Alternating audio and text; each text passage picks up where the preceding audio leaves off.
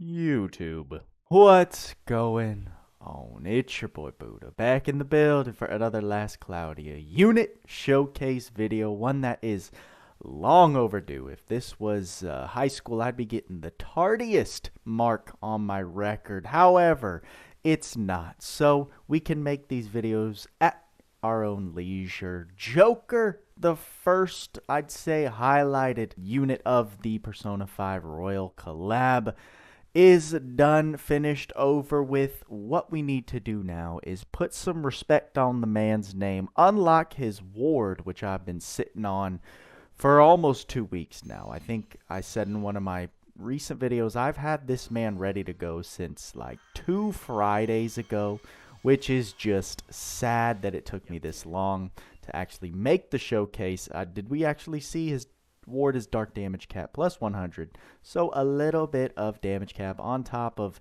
other wards that we currently have unlocked.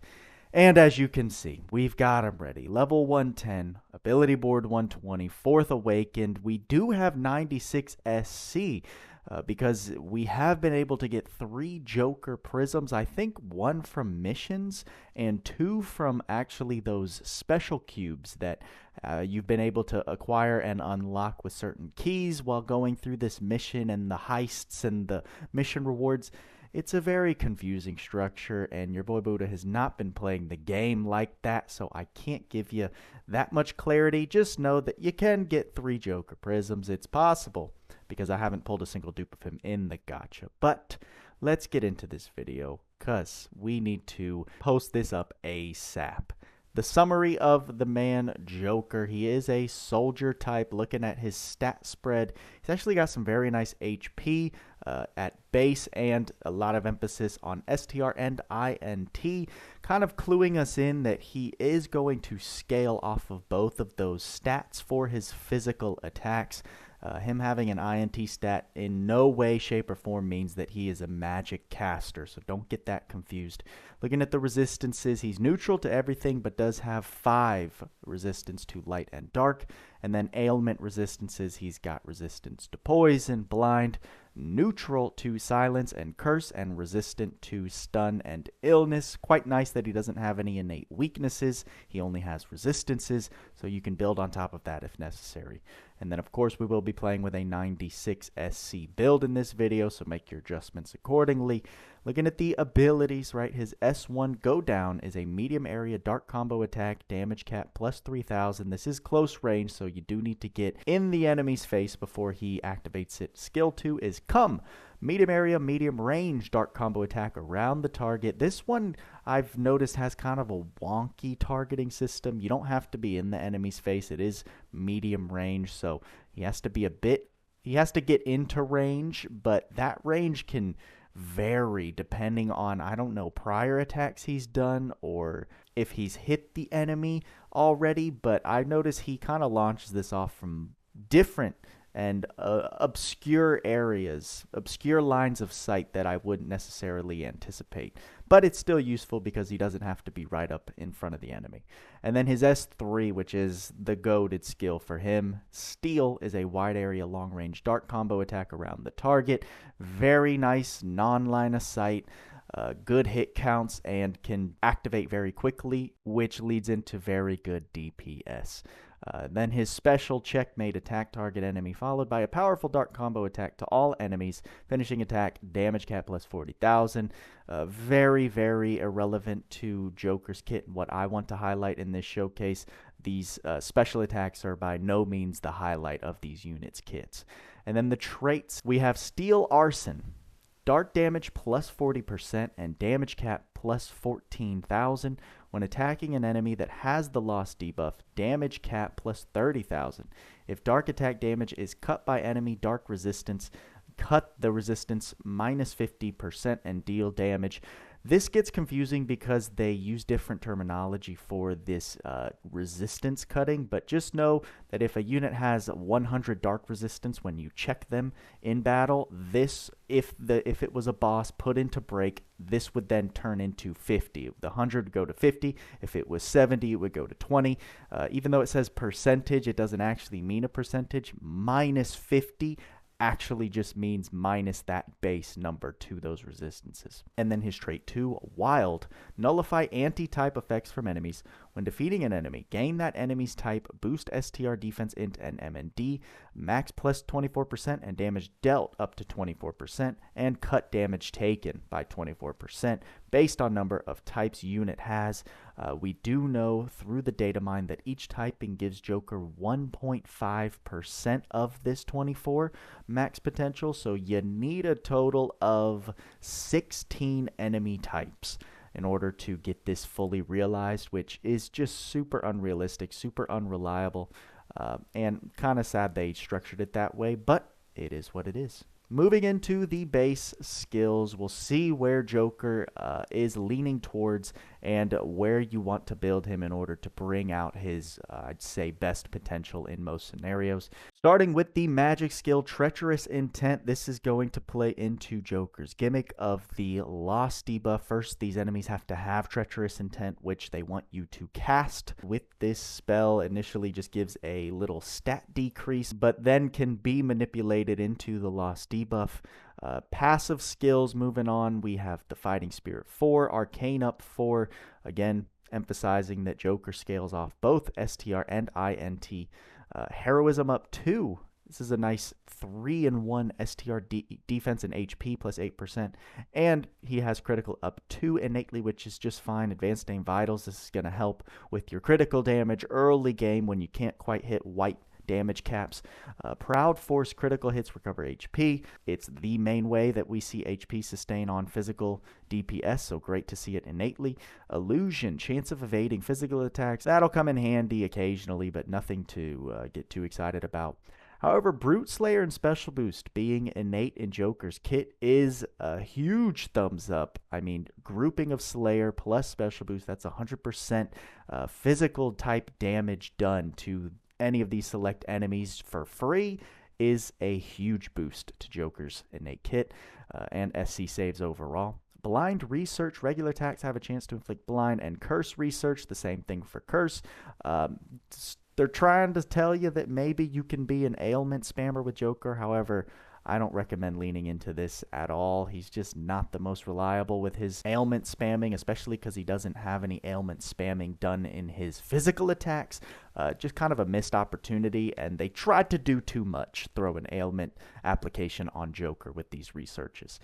He also has auto critical, which is a great SC save, and auto haste. Love it. Awaken, great sustain skill to have innately. Pride 2, of course, always nice to see it because it does stack with Pride 1, and Pride 2 is not teachable, so he's got the luxury skill right there innately.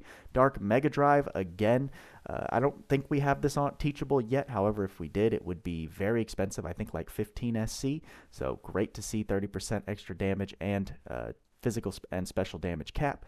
Dark Attack raised, very nice damage modifier to have innately. Terramel 3, of course, it will be nice to have this when there are status ailments on the enemy because it's giving you that extra damage and damage cap, and it's very expensive. However, again, it's just ailments, for me, they don't work super well. It's not a super fun way to play Joker overall. Thaumaturgy Ring, boost physical attack damage based on intelligence. This is kind of that piece of the puzzle that you're looking at his stats, seeing that he's got a lot of STR and INT, and then you start looking at his base skills, and you can see literally he has Thaumaturgy Ring innately, which boosts his physical attack based off INT. More emphasis that he is scaling off of both those of stats in order to accomplish more physical attack damage. If you notice, we haven't seen any mention about magic damage, so just keep that in mind as we're going through this. Sword Mega Boost, very nice skill to have. Nice damage modifier and physical damage cap. Again, more emphasis on physical damage. Sharp Eyes, when using an attack skill, use 3% of max MP for damage plus 50%.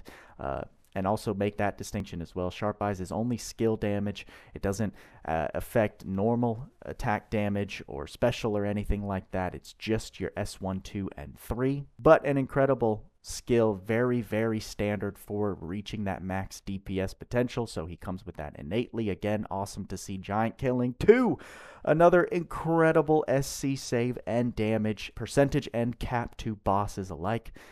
Death God, great that he has that innately for no reason. Physical attacks have a chance to deal instant death. Very good for cheesing things. Very good for getting around certain gimmicks like enemies that can't be affected by physical attack damage. Death God can allow you to just one-tap them just because. Paranoia, again, another skill to play into his status ailment, which on paper looked so cool that he had this status ailment and all of these damage mods and damage cap, and he looked like he was going to be incredible, but I just feel that his status ailment application, it's not cohesive enough in this kit to make use of this to the full extent, like we've seen with Melee, like we used to know, or still know with Logia. Just doesn't hit the same with Joker here. Chance Encounter, getting into the unique skills. Battle Start, chance to restore units' SCT stocks by 1. This is amazing when it procs, but it definitely leaves me hanging when it doesn't, especially like on wave 1 when I don't have a lot of SCT at the ready with how I usually build units. So I really love this skill, but it definitely is a tease when you don't get it. Technical, damage to enemies with loss, debuff plus 30%, and then damage to enemies with status ailments plus 30%. Again, this is like playing into the loss and status ailment application that they are telling you they might want you to do, but again, like I said, this is mainly good for that loss debuff percentage increase, but it will still be good when you have status ailments applied anyway.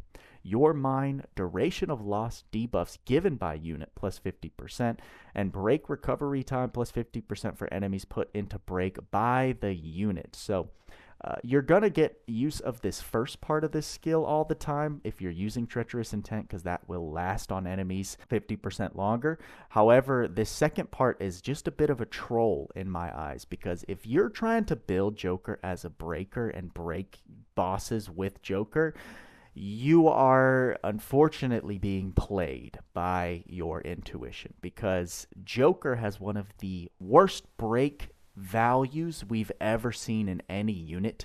It's actually comical when you compare his break damage to other units in general. Not units that aren't even breakers make Joker look like a joke, pun intended. So don't build this man for break. This second part of the trait or skill is a troll, and it's really puzzling and confusing why Adel made the decision to make him such a bad breaker. Give up when physically attacking bosses. Give Treacherous Intent debuff if break gauge is at 10% or less. This can come into handy if you're running Joker with a breaker, because Joker will still apply this buff passively no matter who is bringing the boss into that 10% break bar range. As long as Joker is there, he will cast this buff without you needing to manually cast it. Ravage them when physically attacking non-boss enemies with Treacherous Intent debuff. Change the debuff to a loss debuff, and damage to enemies with the loss debuff plus 50%. Again, we don't know a lot. Myself and the veterans don't know where this is going to be extremely useful. I mean, in Arena, sure, but again, like taking time to cast stuff in Arena is whatever. I guess you can throw it on like a tank, and this will probably help a lot. But in PvE general purposes, I guess we'll wait and see where like Ravage them can really come in handy. Giving the loss debuff to a non-boss enemy. Since we know that this Treacherous Intent, it can only be cast once per wave, so it's not like you can just start casting it on every single enemy in that stage all willy-nilly. You have to use it strategically. So interesting decisions, but that's going to do it for Joker's kit. Physical DPS, physical damage dealer, and my goodness, does he come with incredible innate skills for what we like to see in a unit, a physical type DPS unit. He's got a great sustain built into him, great damage modifiers, group slayer with special boost, all of these different damage modifiers and cap raises. He's got sharp eyes, right? He has unfortunately not the best SCT sustain. Paranoia you would think would make up for a lot of what he's lacking, but I still think it's very necessary to run things like Pose of Glory and Pirate's Feast, as we will see in my following builds. But he already comes with so much, it's very easy to make him reach his max potential very easily, as long as you know what to highlight. Of course, like I said, just giving him maybe some more sustain in the SCT department. MP, of course, because he has sharp eyes, will probably throw Goddess Kiss on him in order to get that MP regeneration off normal attacks. than just more damage modifiers in order to get to that max white damage cap. Dual wield he does not have, so you got to look at it as a give and take. I mean, I laid out all of the different SC saves he has innately, so like needing to throw dual wield on him is a price I have no problem paying, because he comes with an incredible amount of expensive skills already innate in his board, which I'm totally fine. Totally fine giving up dual wield for things like Dark Mega Drive, for things like Auto Crit, for things like Brute Slayer, right? Love all of that. Give me more. Give me more of that, Adis. But now that we've gone over the base kit, I've given you my thoughts on how we're going to want to build him. Let's take him into some battles, review how I've built him, and see what Joker is capable of. And here we go for another round of these voiceovers. Looking at this first Joker build, you guys should know what's coming up. It's a general DPS in Chapter 6-9, Encroaching Dead. So we're starting off with the limited skill stocks on Wave 1, but you should know we got Pirate's Feast, so after clearing this one easily, we'll have full skill stocks to spam away, and just going in with that S3 feels so good. I mean, look at that. Joker's doing just fine with his caps. Dual wield, of course, and I decided to bring the Part 1 arc along with him, just because I think it's a solid arc to run in the stead of any other arcs you might want to throw on your other units if you're running multiple DPS units in the party. But this Part 1 arc works just fine. Gives them a little bit of crit cap, which is why you see a variation in the cap amounts. But I think there are definitely better options. I just wanted to kind of stick with the theme of Joker and everything that came with him in the collab. But here we are already on the boss wave. You can see that for wave by wave content, you can't go wrong with this kind of general build that is very similar when you look at the whole build itself to what I just tend to throw on all of my DPS units. Joker's DPS does just fine in this wave, as we can see. A lot of units struggle because these enemies don't flinch. They deal good damage. They deal a ton of attacks, which make you flinch.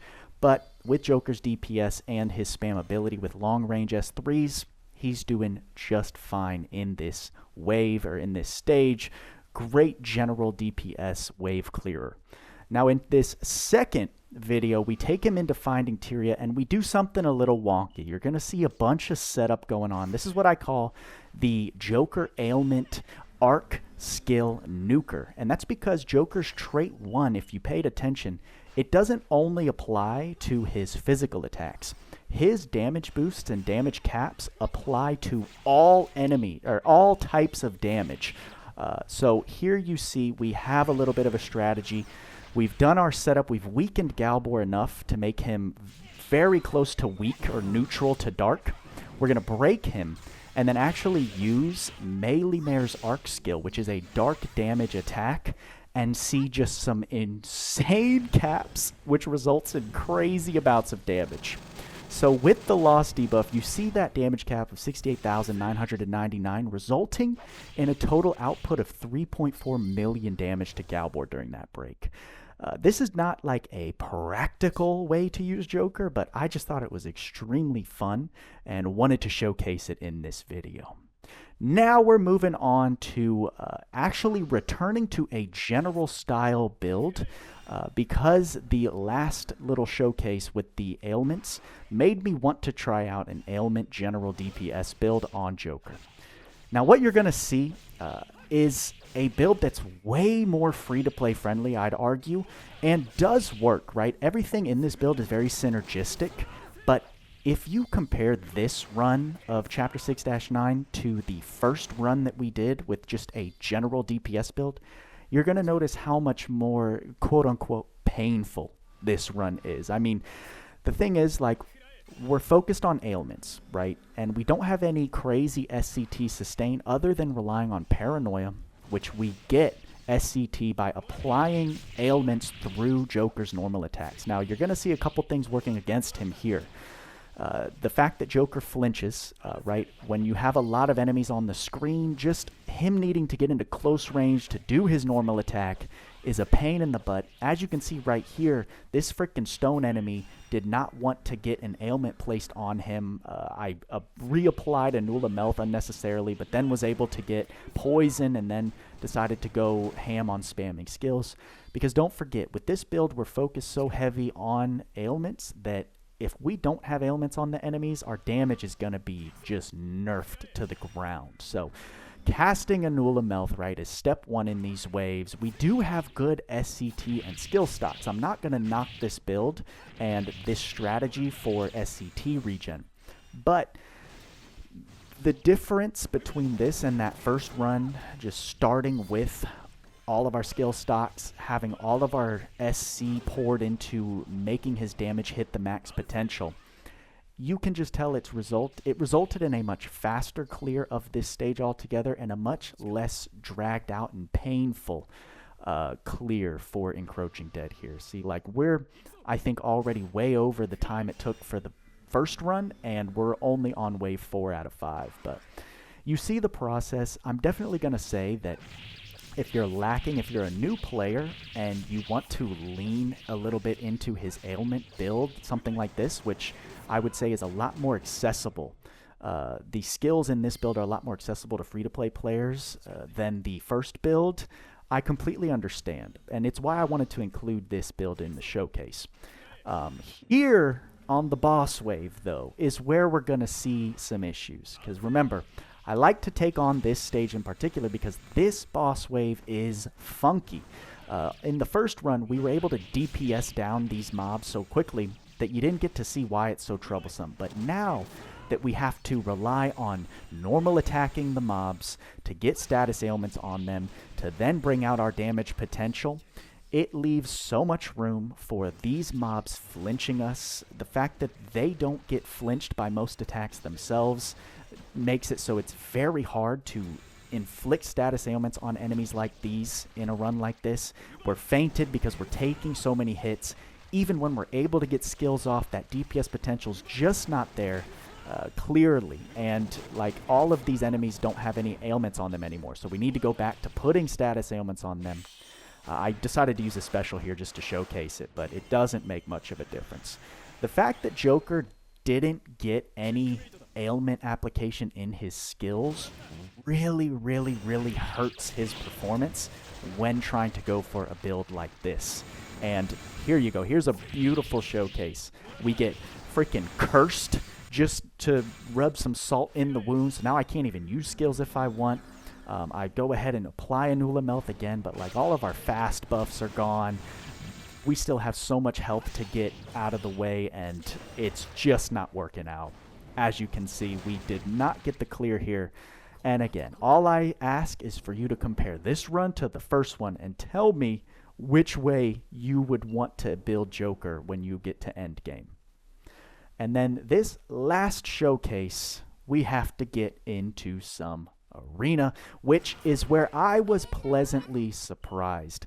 Because there's an arc we're running with him here. I think it's called Blaze Garden, which a lot of people called out in correlation to Joker's trait too, which the more typings that get added to Joker, the more he gets this trait 2 activated, up to a 24% increase to stats, damage output, and damage mitigation. While Blaze Garden has the exact same effect, but it counts the amount of types in the entire team. So honestly, I don't think it's a bad strategy at all to go for this. Again, I was pleasantly surprised. You can see the damage here is quite nice on Joker. Dual wielding, hitting like, you know, crits over 10,000 in between a 5-6k range. Again, we were hitting Shift Rimuru there, who's not very defensive at all. This next battle we're going to go into is a much more tanky team. I'd say in the top 100 of Arena currently. So you're going to see Joker struggle a little bit here. But overall, I think a well-built Joker, if you want to use him as your DPS unit in Arena, his S3 being long range, his S2 having some range, does make him a very valuable DPS unit in Arena. But he still, I would say, does not compete on that top of the top tier where in my mind only 2 units sit, Demon Lord Rimuru and Roy from Full Metal Alchemist. They are the 2 clear kings of arena DPS. It just doesn't get much easier than when you have those units on your team. However, again, like I said in the beginning, I was pleasantly surprised at Joker's performance. This match I did want to leave in here because it does show, like, if you run into a team that is built for heavy physical damage resistance and a lot of dark resistant enemies, he's going to struggle. We're running a Godforged bow, Noctitious bow, I think it's called, which does cut effectively the enemy's dark resistance by 20. And even that is not helping us much here. In today's arena meta, units like Sarah that we can see, even units like Shift Roland, if you're not killing those units within like 1 at max 2 skill stocks, again, for me, you're just not performing at that elite level that we know is possible in arena. But I mean, I'm just repeating myself because I don't have a point to jump to right now. Still very, very, very pleased with Joker's performance in these 3 battles, with all things considered. There are tons of teams that are available to be fought that aren't built to withstand so much physical DPS as this team is here. And we will see that. I do believe this fight goes the whole distance, all the way until we count down.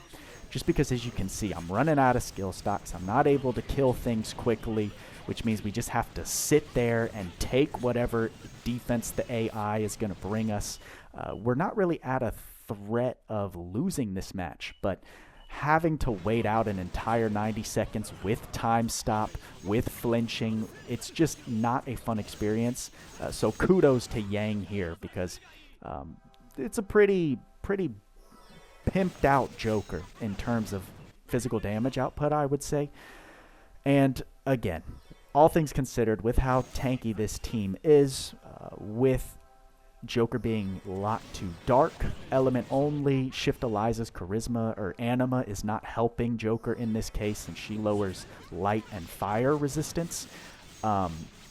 He's still impressive, I would say. He was able to take out 3 skill stocks on his own, so I'm definitely not going to knock his performance here, but when I tell you, like, Demon Lord Rimuru would have just taken a poop on this entire team, no matter how defensive they are. And that's why it's so hard to praise these units in arena, because it's night and day when you're able to use a truly elite team comp. We do have one more arena match, because I do like to do 3, right? 3 is just a good number, I feel, to see how the performance is from a unit truly in arena. This one is definitely not as tanky. It's more offensive focused. We've got Tyria as the healer, Roland, I imagine, as a pseudo tank, as well as DPS, but then also Levi and Mikasa there for DPS. But you can see, without like a defensive comp from the arena defense, Joker's S3, if they group on your tank, can absolutely nuke all of the enemy team.